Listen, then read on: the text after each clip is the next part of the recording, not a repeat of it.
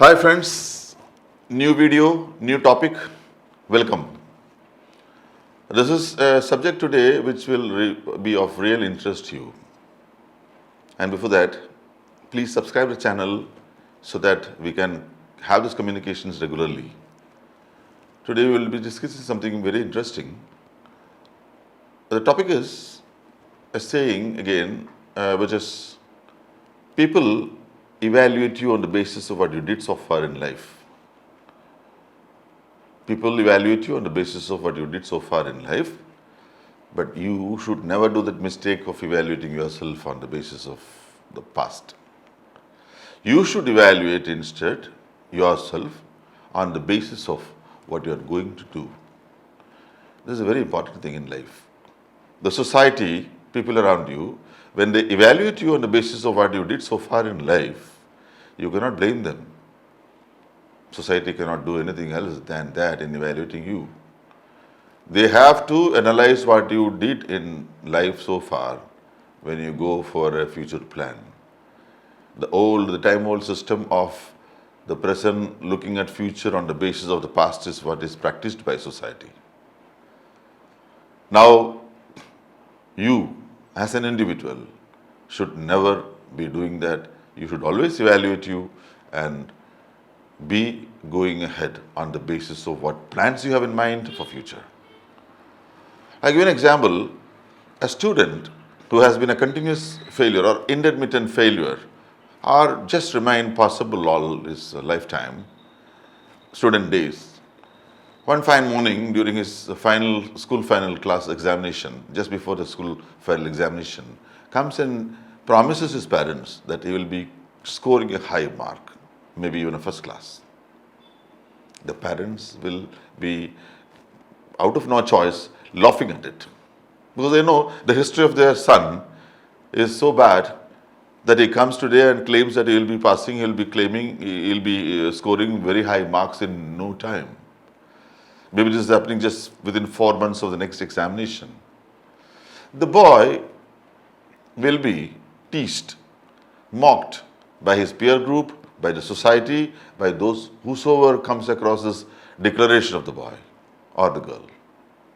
But in fact, the boy must be having a different idea in his mind. He had enough. He feels he had enough of failures. Now that it's time for him to come out of his rut and prove himself. So he is planning for a beautiful performance in the coming examination, which he knows is very crucial for him. So he goes for it and scores high marks. See, what happens is, this boy had real ideas about his future in his mind. Maybe it happened so suddenly, or maybe it is there in his mind for a long period, but he was strategically taking time for that to be established. But whatever it is, he did the right thing of evaluating himself and presenting himself on the basis of his plans. But mistaken parents, mistaken relatives took him for a failure again to be. This is life. And see, I can quote another example. A person in our locality, after 16 years of life imprisonment, after having committed a crime, maybe he's a habitual criminal also.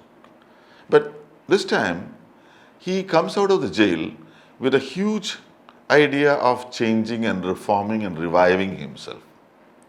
He starts behaving as an ordinary man. He shows up in the society. He starts doing things as a normal human being, trying to forget his past. But society will not leave him. People around him will start reminding him of his past and will start taking him less seriously whenever he goes for really very serious things in life. But for them, the person is a criminal still.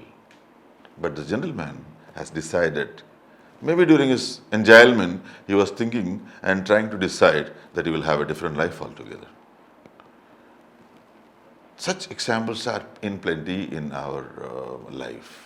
The only thing is we miss to notice. As I've been always telling in my programs, whatever I talk to you is just a reminder of what you already knew and probably left in your subconscious mind. So let me once again come to the crux of this, that people evaluate you on the basis of what you did so far in life, but you should evaluate yourself on the basis of what you are going to do in life. I'll quote a few examples, one or two examples from real life of ours. One is from the past. In 1814, Napoleon Bonaparte, the French emperor, lost his kingdom, lost his emperorhood, surrendered, and he was sent in exile to Elba Island. He was there in Elba Island, aloof and alone, having been defeated. He was just living an ordinary life in absolute resentment. He told to the world that he stops being an emperor. He only wants to spend his rest of the life just like this. 9 months of enjoyment. Towards the end of that, a British journalist visited Napoleon Bonaparte. After having spent a few hours with Napoleon, this journalist came out and told, see, Napoleon has not changed. His body language is still of an emperor. His ambitions are still, could not be hidden by him. So he may come back. He may come back to his old position and has not forgotten what he was. Actually, the world didn't take it seriously. Within a few days of this incident, Napoleon Bonaparte came out of his exilement, and along with a few 800 or 1,000 soldiers, old soldiers of his, most of them were handicapped. He was in the trail back to France. He went to Paris, faced his own army once, influenced them by talks, and took them into his side and won the war, became Emperor of France once again. This is history. There, what happened is, Napoleon Bonaparte, as an individual, never stopped being an emperor what he was. But people evaluated him on the basis of his recent failure, and they written him off totally. There's one more example I can quote you from recent past, that is in 1992. I'm inviting you to the details of the World Cup of 1992, World Cup cricket, which was co-sponsored by Australia and New Zealand. Most of you must be remembering, Pakistan was the champion of the 1992 World Cup. Actually, in the round-robin matches, the initial matches, Pakistan was a disaster. Pakistan was facing failures in all 5 matches out of 6 matches they played. They won a match only against Zimbabwe, a relatively weaker team. The whole world was spitting venom on Pakistan. Even Pakistanis were criticizing Pakistan. Imran Khan, the great Imran Khan, was the captain, and he had only a few inexperienced players with him. Failure after failure, the team was really suffering, soaring, and media was attacking them, the world was attacking them, everybody written off Pakistan. One man from India, the great Sunil Manohar Gavaskar, he declared his team who will win this World Cup will be Pakistan. That is like a torpedo to the world. Everybody started questioning Gavaskar for the statement. He told, no wonder. I made a statement on the basis of what I saw. On the faces of Pakistani team members, especially the captain Imran Khan, when they come from the ground to the stadium, I saw their faces were beaming with confidence. The high-headed Imran Khan was giving to me an impression that he has determination in mind to go for the championship of this 1992 World Cup. Ultimately, Pakistan lifted the trophy. The prediction came true. And you know the history of that.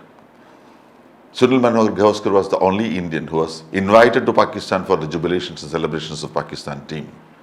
Unfortunately, he couldn't respond to the invitation positively because of political reasons in India. That's a different thing altogether.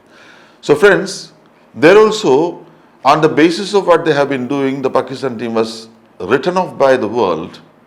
But Sunil Gavaskar, who was ready to go a little more fathoming into the fact, found out the body language of the team, the body language of the captain Imran Khan was suggestive of a winning plan that they have in their mind.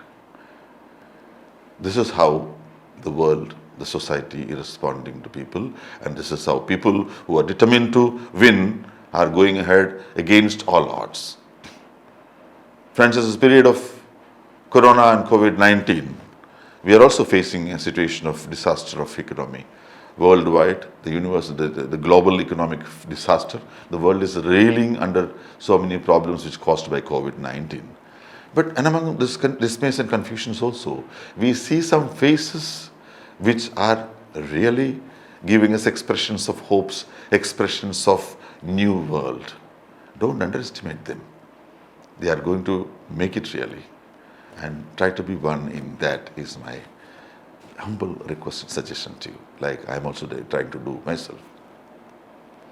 Friends, there is a great saying, if you think you cannot, if you think you can, you are right.